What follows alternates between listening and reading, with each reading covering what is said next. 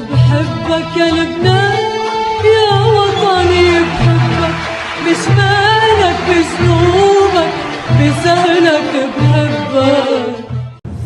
Meanwhile, Russia's defense ministry says their data backs up Iran's claim that last week's unmanned U.S. drone was over Iranian airspace when it was shot down. I have evidence from the Russian Ministry of Defense that the drone was in Tehran's airspace. We did not receive any other evidence. As the U.S. continues its pressure campaign, Russia has vowed to help Iran counter new U.S. sanctions. Iran has been and remains our ally and partner, and we consistently develop our relations, both bilateral and multilateral, which means any attempt to portray Tehran as a main threat to regional security or to bring it into line with ISIS or other terrorist groups is unacceptable to us. U.S. is not listening. I mean, first of all, the main source, the central banker for international terrorism is Saudi Arabia, America's main ally in the Middle East. That is a well-known fact. It's been established over and over again. Iran has not backed any of the terrorist organizations. To say that Iran is a backer of Al-Qaeda is an absurdity, an absolute absurdity. I just want to welcome all of my new subscribers. A little bit of info on my channel. Since you're new, you probably haven't seen a lot of my other videos, but I show some things on my channel that are extremely censored and things that there's nobody on YouTube saying. So I want you to read my pinned comments and you will see some of my most recommended videos. I have 10 of them on my pinned comment. However, on my last video I posted, and they've been doing this to many of my videos, they deleted my pinned comment at least 5 times. I finally just got so disgusted and I said, you know what, just screw it. I'm just not going to keep uploading it, redoing it, because they're just going to delete it again. So go back to some of my other videos and you can find it. Also, I'm working on a documentary. I'm hoping I could keep it under an hour and a half. I need you guys to pray for me because I'm about to show you things that have never, ever been shown anywhere on the internet. I'm going to show you hidden prophecies in the Holy Orthodox Universal Church. We have books that no other religion on the planet has that show exactly what's going on right now with Iran, with apostate Israel, with Russia, with the entire Middle East. We have these prophecies. The Catholic Church has some of them, but they don't have the ones that we have. Now, I have dedicated the many of the past few years of my life just focusing on these prophecies. And the Lord has been giving me many visions and dreams before I started studying these prophecies to wake me up. And I'll tell you what, Jesus is coming very soon. And I'm going to prove through the entire Bible, through scripture, through books that we have in the Septuagint, in the Apocrypha, in the Deuterocanonical books, I'm going to show you dozens and dozens of prophecies that will tell you everything, the main facts you need to understand about Gog and Magog with this coming World War III, the peace deal, the apostate peace deal, who God's 12 tribes of Israel really are, where they are, and what is the mission that they will do in the last days. It's remarkable. It's wow. At any rate, you're going to just be blown away. I need a lot of prayer on this because there's so much I want to put into this documentary. And I mean, literally, I have thousands and thousands of pages of books, you know, the book of Enoch, the entire book, the prophecies of the second Esdras and Baruch, all these books. There's so many prophecies out there that just, there's no way I could cram it into an hour and a half. I'm just going to put in the main facts. So please subscribe to my channel if you're new. I want you to understand, do not believe anything you hear on Western news. It's all lies. Okay, thank you. God bless you. Have a wonderful day. The Lord is coming soon. I have a message for my subscribers just after this little insert I'm going to put in right here. So please stay tuned. Watch the whole video. I've compiled the best news that I could find on the Iran situation with Russia and NATO, Israel, America, and this coming war. So today was an epic day. What happened today? Today you had the meeting in Bahrain for the so-called peace deal. Now, just so you know, Jared Kushner has been working on this supposed peace deal for about 2.5 years. And, you know, this situation that he's planned here, he didn't even put a political plan in place. It was all financial. So he wanted to catch them like a little carrot, you know, in front of their face. What was his scheme all along? Well, he got his father-in-law to stop all aid to UNRWA, which is about over a quarter of the United Nations UNRWA funds. What is UNRWA? UNRWA is the United Nations fund for Palestinian refugees. There's almost 6 million refugees in the world. Most of them happen to be, you know, within Lebanon, Syria, Jordan. Well, the ones that were in Syria left for Lebanon when the war broke out in Syria. So you also have those refugees there as well. And Egypt.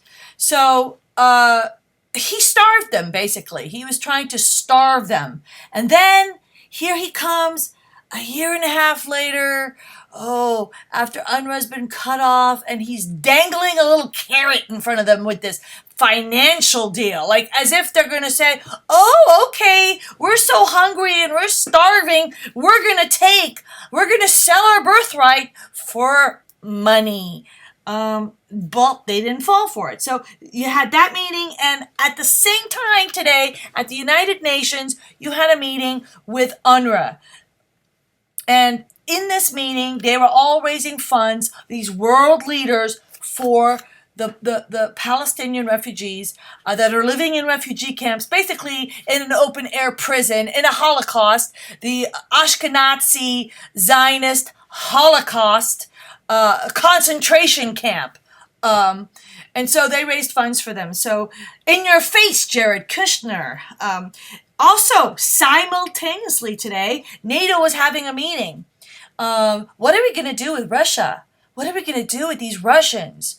And while they were having their meeting, trying to figure out, you know, what are they going to do about the Russians, and trying to figure out, Donald Trump, you know, he's forcing us to ally with him, to take a stronger stance. But, we don't necessarily agree with the Americans on their stand towards the nuclear treaty with Russia on the JCPOA.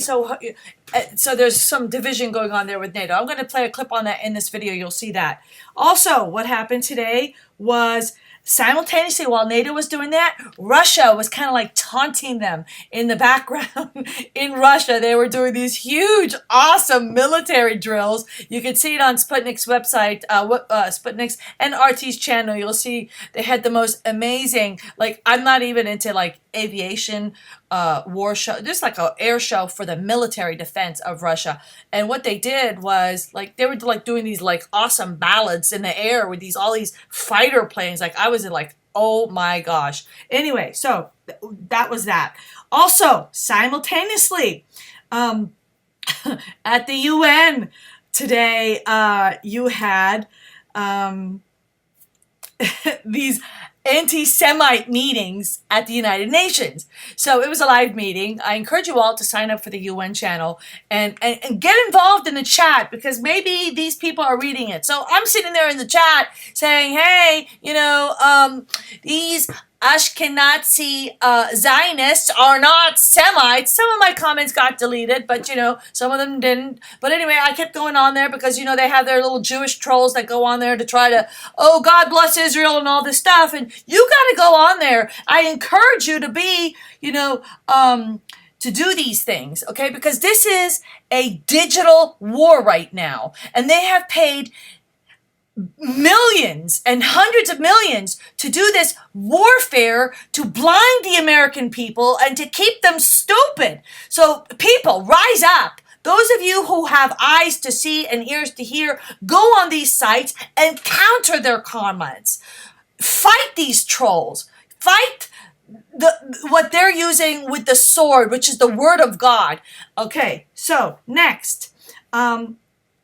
Danny Denan was there at the United Nations saying, we are going to make sure that laws are passed worldwide, basically, on anti-Semitism is anti-Zionism, and we're going to pass laws on Google, and we're going to pass laws on YouTube and Facebook and Twitter, and it's going to be completely illegal.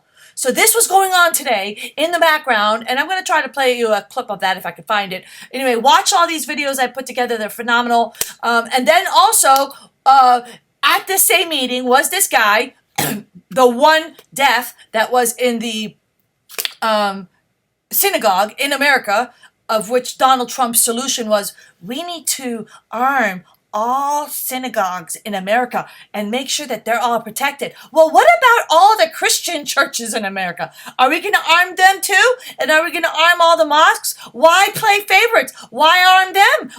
Why do they all need to have security? Only one person was killed, but hundreds were killed in the Christian church in the Malaysian attack. At any rate, so that meeting was going on, and so this survivor who, had his fingers damaged from the attack was there, and he was, guess what he was saying? Guys, go back and watch my Third Temple, Two States, Noahide Law videos.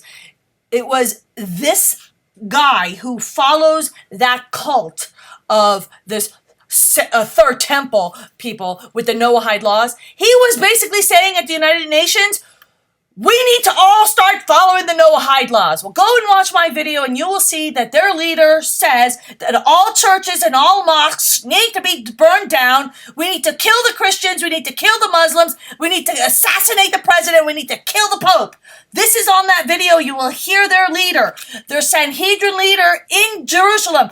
This is the guy that they praise. You will hear him in that video. And this guy was at the United Nations saying this today. We need to instill these laws. Well, anyway, you know what? I don't even have time to upload that video because my video is getting too long. So here's what we'll do. If you guys really want to see that, remind me and I will try to find all those videos and edit them, because the meetings were like hours and hours and hours. So one meeting was like 5 hours, another meeting was like 2 hours, and I have to like scroll through them and do that. It's a lot of work. I won't be able to get it up tonight. Anyway, so if you're interested, put it in the comment section. Please share my videos. My channel is very censored. They don't really get promoted much. So enjoy this video, watch it till the end. Make sure you comment and give me a thumbs up, because, all that little logarithm stuff that, thumbs ups really matter. At any rate, have a great day. God bless you, and enjoy this vital news compilation that I have put. Explosions hit oil tankers in the Gulf, the kind of incident world leaders worried could spark another war in the Middle East. On May 12th, blasts damaged 4 oil tankers near the Emirati port of Fujairah. A month later, on June 13th, 2 more ships were attacked in the Gulf of Oman. The U.S. and its allies were quick to blame naval mines they said were placed on ships' hulls by forces linked to the Islamic Republic of Iran. On Wednesday, one U.S. ally seemed to go from certainty to doubt. We cannot point fingers at any state because we do not possess this evidence. If there are other nations that possesses clear evidence, then the international community will listen to them. The evidence has to be clear, precise, scientific, and therefore convince the international community. We are in a turbulent region that is important to the world. We do not wish for any more strikes, and we do not wish for any more instability. We want more stability and more development. The UAE's foreign minister was speaking during a news conference with Russia's top diplomat in Moscow. Sergei Lavrov made no secret of his support for Tehran. There are no return points, although some would want to create such points. But we will persuade our Iranian and US colleagues to step away from this dangerous line, to start solving the contradictions through a civilized dialogue. And of course, it means stepping away from policies of ultimatums, sanctions, and blackmail. On Monday, the UN Security Council was briefed on the results of investigations carried out by Iran's accusers. The world body condemned the attacks but stopped short of pointing fingers. Failing to build global consensus to blame Iran might be one reason for the UAE softening its stance. Iran has also been undeterred by the allegations, warning the United States and neighboring countries of decisive retaliation to any aggression. The worst government in the world, the cause of bloodshed, division, and plundering nations' wealth over a very long history, not just 10 or 20 years. The most hated officials of this government accuse the Iranian nation. They insult Iran on a daily basis. The Iranian nation won't be deterred by these insults. The Iranian nation won't retreat. The comments by the Emirati official will no doubt be a positive sign to Iranian leaders. But it may not be enough to undo a cycle of escalation that has been going on for months. During a weekly cabinet meeting on Wednesday, President Hassan Rouhani said Iran does not want war with anyone. But shooting down a U.S. drone last week, he said, was a clear sign that border security is a red line and that Iran is more than able to defend itself. And for world leaders seeking stability in the region, Iran's president had this recommendation: honor the 2015 nuclear deal. Zain Basravi, Al Jazeera, Tehran. And in addition to imposing more sanctions on Iran, the United States is sending its officials around the world to garner support for placing what they're calling maximum pressure on Iran. This includes the new acting defense secretary, Mark Esper, who has only been on the job just a few days. RT's Rachel Blevins is joining us now to continue this team coverage on the escalation between the U.S. and Iran. So, Rachel, what is Esper's first assignment as at least the sit-in Pentagon chief?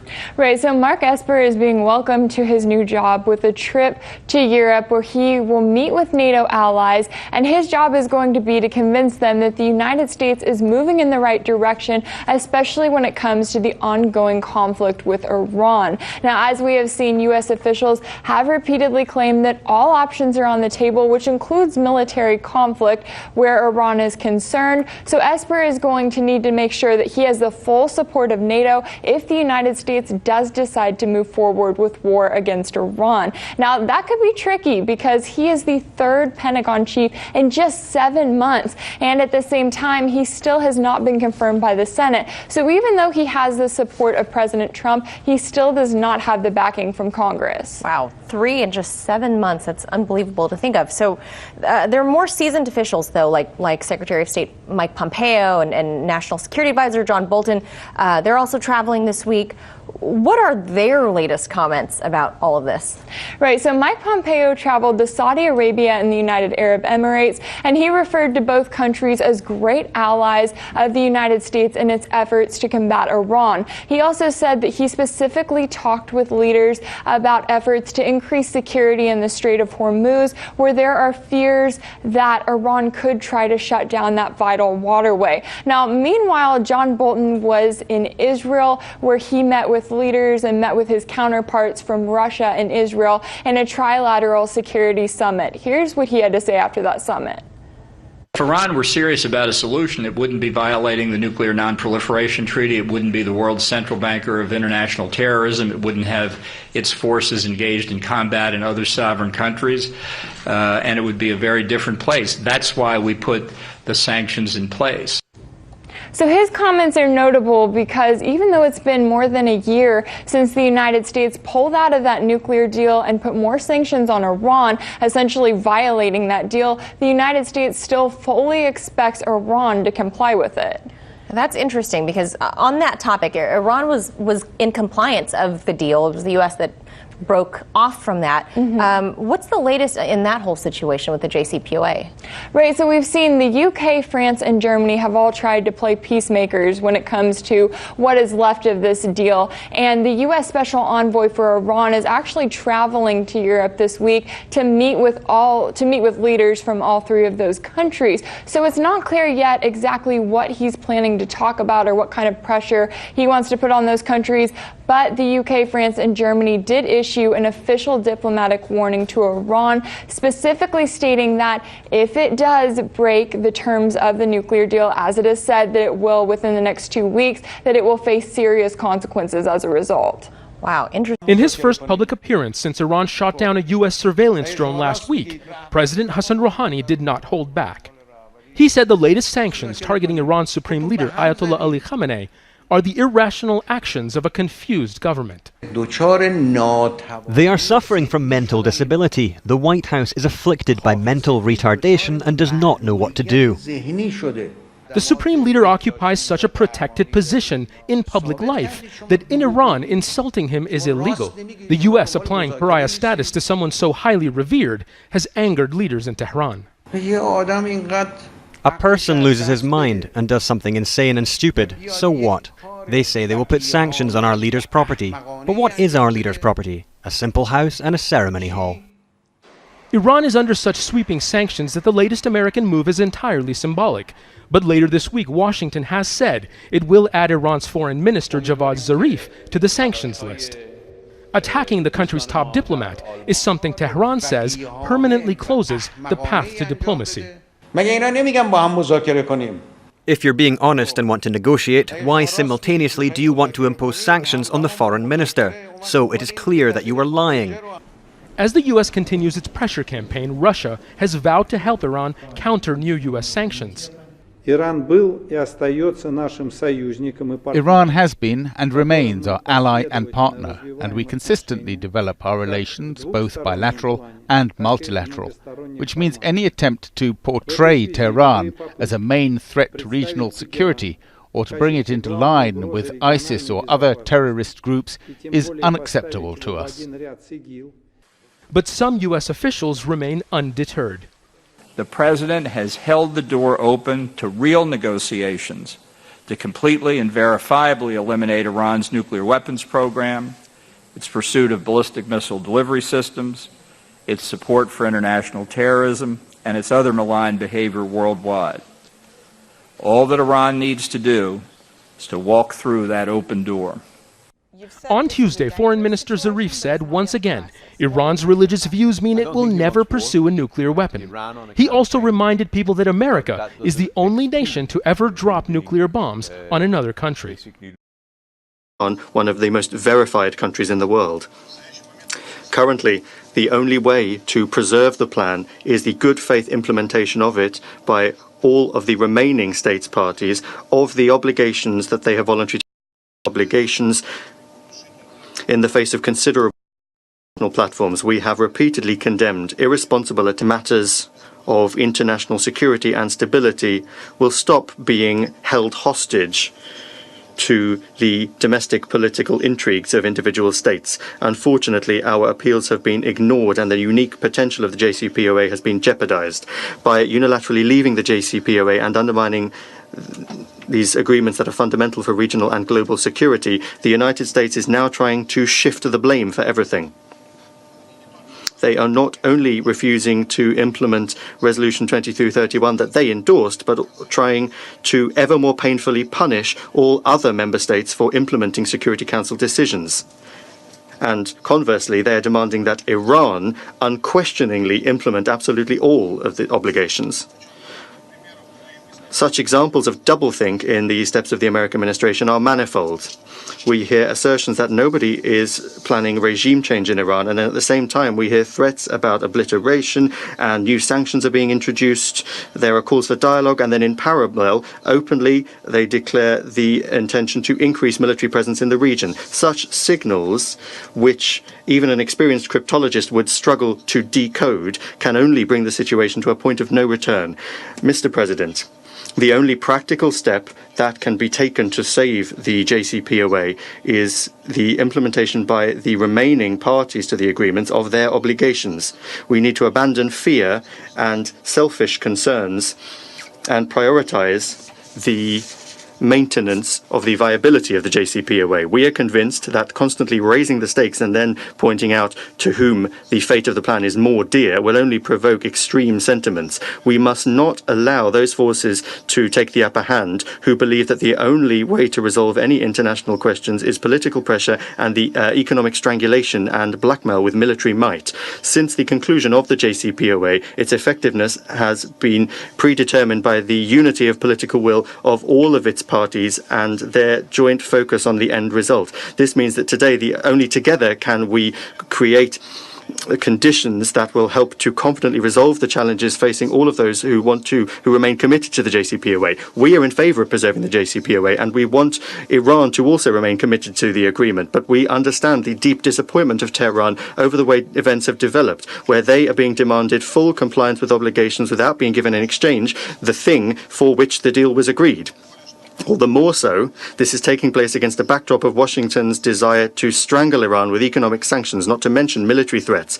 All parties to the JCPOA must take real rather than demonstrative efforts and steps so that Iran understands why it is implementing its obligations under the JCPOA. This is a legitimate requirement from Tehran.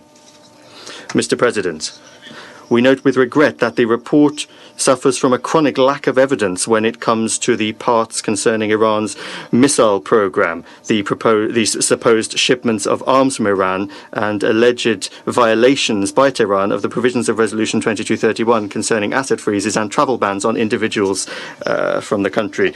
There's also the ongoing problem of the rather amateur inspections by representatives of the Secretariat who do not have the necessary skills nor a mandate to do so. The wording concerning confidence in the Iranian origin of some missiles and other weapons that representatives of the Secretariat were allowed to study ultimately does not prove anything. The problem is compounded by a reservation that the Secretariat is not able to confirm that the missiles or the wing of a given military drone were supplied by Iran overseas after the entry into force of the JCPOA. This begs the question, if the Secretariat can't confirm that there was a violation of Resolution 2231 and does not have the necessary skills and competence, why are they constantly including this in the reports? Mr. President, we can see that there is an artificial whipping up of the situation in the Persian Gulf which is jeopardizing peace and security in the region and also international efforts to resolve the conflict. The proof of Iran's guilt that has been provided is not convincing for us. We very much are getting the impression that a casus belli is being put together. Rhetoric about Iran's link with al-Qaeda and the sabotage of tankers, which Iran should have less interest in than anyone else, is reminiscent of March 2003, when arguments were fabricated to justify the invasion in Iraq. Everybody knows the consequences very well. We believe that there is an alternative to these provocative actions. It's necessary to strengthen an overall atmosphere of confidence in the region. We recall that in its Resolution 598 from 1988, the Security Council instructed the Secretary-General to work together with regional parties on measures to strengthen security and stability in the region. Now more than ever, work in this area is needed. Russia stands ready to support this in contact with our regional partners and all interested parties. The end goal must be forming a genuinely inclusive security architecture with the inclusion of absolutely all states in the region. Our idea for strengthening security in the Persian Gulf under international guarantees remains relevant. Implementation of this could begin with holding a conference with the participation of states in this sub-region, with ultimately the involvement of other Middle Eastern states. And of course, we support the call of the UN Secretary-General for all steps to be taken that could lead to a de-escalation. Mr. President, in conclusion, I would particularly like to underscore that the Russian Federation remains committed to the unconditional implementation of the provisions of Resolution 2231 and the Joint Comprehensive Plan of Action. We join the appeal from the Secretary-General in the report to avoid provocative statements and actions which could have a negative impact on regional stability. We will continue to strive for dialogue aimed at finding compromises and a balance of interests. This is the only way. Only through coordinated collective efforts will we be able to bring the current development of events back under control. Thank you.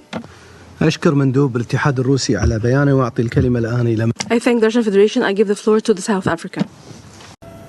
This strife in the Strait of HORMUZ is creating a gulf between the U.S. and its European allies. There's a debate.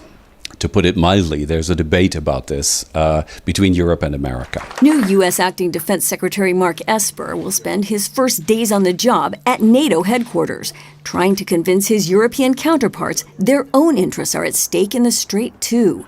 U.S. Ambassador to NATO Kay Bailey Hutchison has been laying the groundwork. It's not a NATO function, but Iran attacking ships and saying that they're going to go back into preparing for nuclear weapons, that's pretty strong. We've got to stand up to it.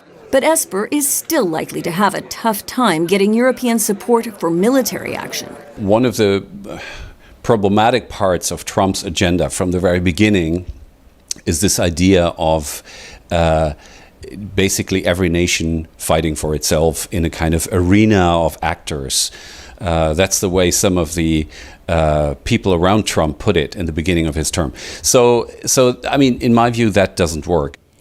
Then there's the U.S. president's casual linkage of Article 5, all allies' solemn responsibility to defend each other, to how much they spend on their militaries. Now, there is Article 3, which states that all governments should continually and effectively improve their capabilities, and to be sure, some don't. But never before has the commitment to collective defense been quantified or questioned.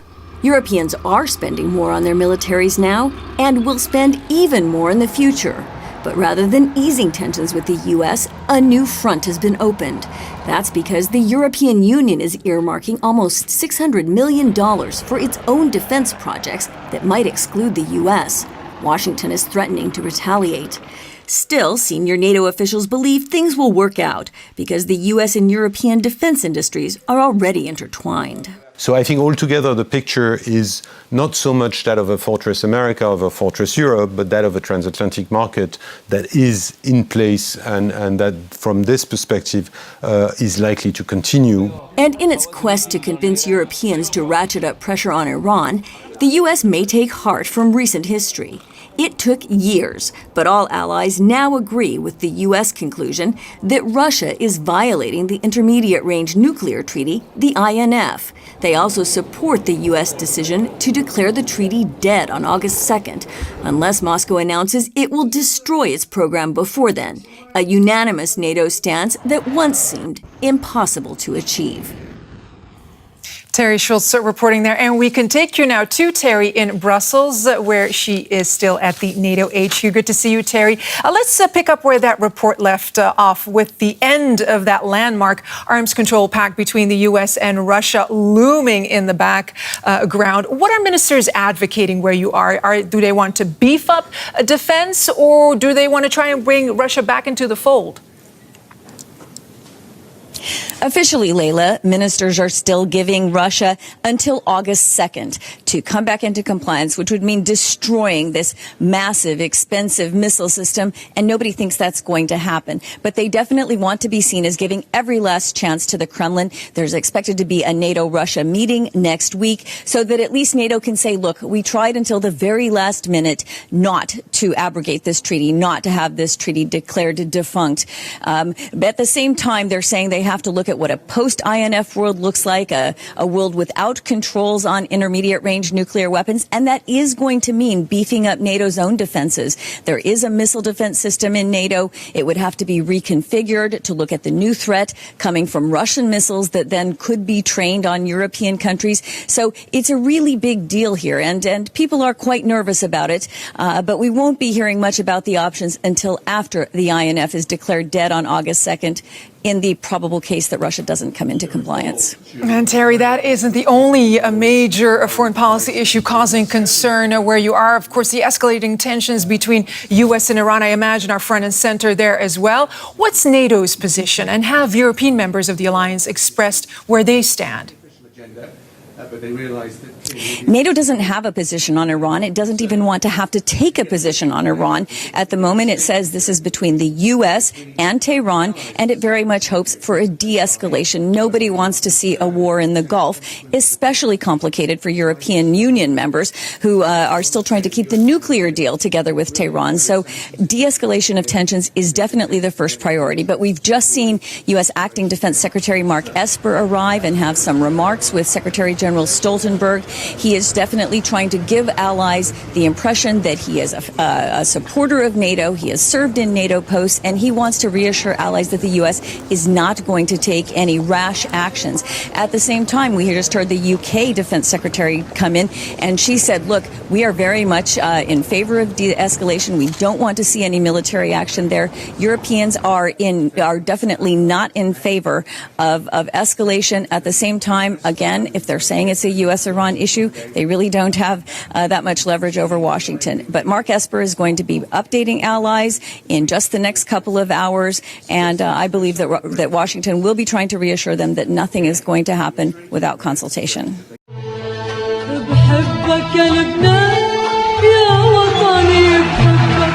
بشمالك بذنوبك بسهلك بحبك